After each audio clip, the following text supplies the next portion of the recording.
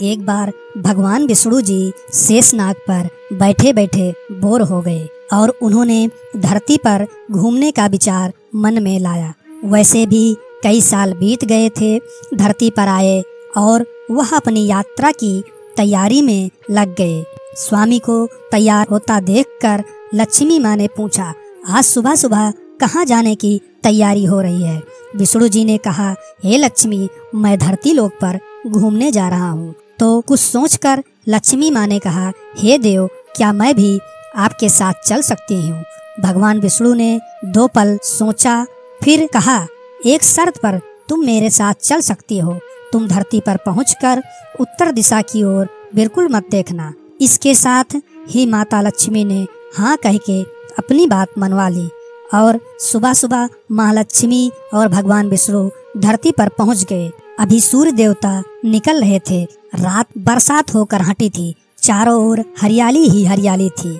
उस समय चारों ओर बहुत शांति थी और धरती बहुत ही सुंदर दिख रही थी और माँ लक्ष्मी मंत्रमुग्ध होकर धरती को देख रही थी और भूल गई कि पति को क्या वचन देकर आई हैं और चारों ओर देखती हुई कब उत्तर दिशा की ओर देखने लगी पता ही नहीं चला। उत्तर दिशा में माँ लक्ष्मी को एक बहुत ही सुंदर बगीचा नजर आया और उस तरफ से भीनी भीनी खुशबू आ रही थी और बहुत ही सुंदर फूल खिले थे।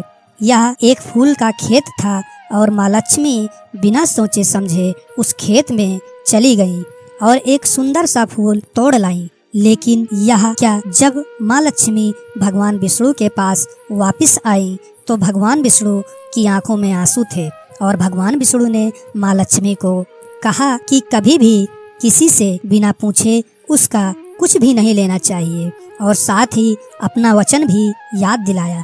माँ लक्ष्मी को अपनी भूल का पता चला तो उन्होंने भगवान विष्णु से इस भूल की माफी मांगी। तो भगवान विष्णु ने कहा, तुमने जो भूल की है उसकी सजा तुम्हें जरूर मिलेगी।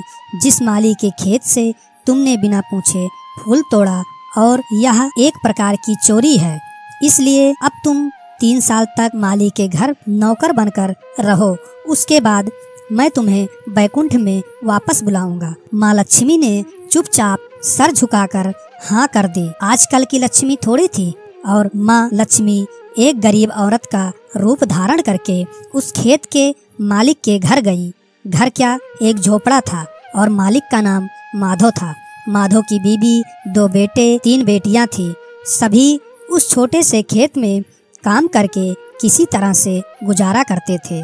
माँ लक्ष्मी जब एक साधारण और गरीब औरत बनकर जब माधव के झोपड़े पर गईं तो माधव ने पूछा, बहन तुम कौन हो और इस समय तुम्हें क्या चाहिए? तब माँ लक्ष्मी ने कहा, मैं एक गरीब औरत हूँ, मेरी देखभाल करने वाला कोई नहीं है। मैंने कई दिनों से खाना भी नहीं खाया है। मुझे कोई भी काम दे दो, साथ में मैं तुम्हारे घर का काम भी कर दिया करूँगी। बस मुझे अपने घर में एक कोने में आसरा दे दो। माधव बहुत ही अच्छे दिल का मालिक था। उसे दया आ गई, लेकिन उसने कहा, बहन मैं तो बहुत ही गरीब हूँ। मेरी कमाई से मेरे घर का खर्च मुश्किलों से चलता है, लेकिन अगर मेरी 3 की जगह 4 बेटियाँ होती तो भी मुझको गुजारा करना था। अगर तुम मेरी बेटी बनकर जैसा रूखा सूखा हम खाते हैं उसमें खुश रह सकती हो तो बेटी अंदर आ जाओ।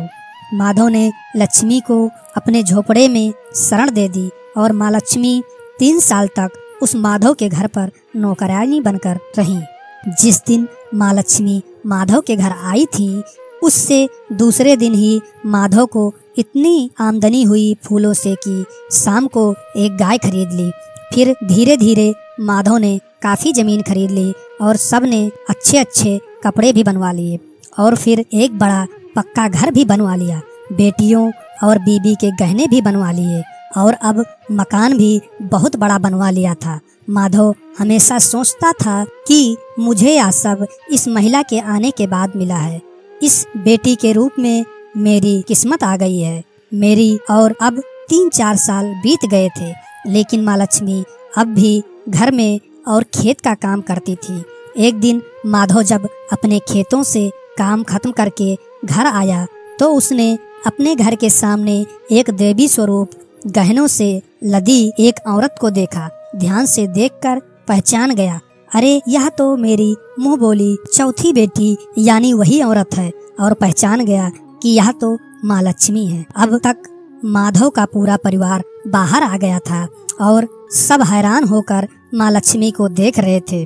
माधव बोला, हे माँ, हमें माफ कर दो, हमने तेरे से अनजाने में ही घर और खेत में काम करवाया है। माँ, यह कैसा अपराध हो गया, माँ हम सबको माफ कर दो। अम्मा लक्ष्मी मुस्कुराई और बोली, हे माधव, तुम बहुत ही अच्छे और दयालु व्यक्ति हो। तुमने मुझे अपने बेटी की तरह से रखा, अपने परिवार के सदस्य की तरह से रखा। इसके बदले मैं तुम्हें वरदान देती हूँ कि तुम्हारे पास कभी भी खुशियों की और धन की कमी नहीं रहेगी। तुम्हें सारे सुख मिलेगी जिसके तुम हकदार हो। और फिर माँ लक्ष्मी अपनी स्वामी के द्वारा भेजे गए रथ में बैठकर बैकुंठ चली गई। अगर ये कहानी आपको अच्छी लगती है प्लीज लाइक करें, शेयर करें एंड सब्सक्राइब करें। Thank you. जय माता दी। जय हिंद दोस्तों।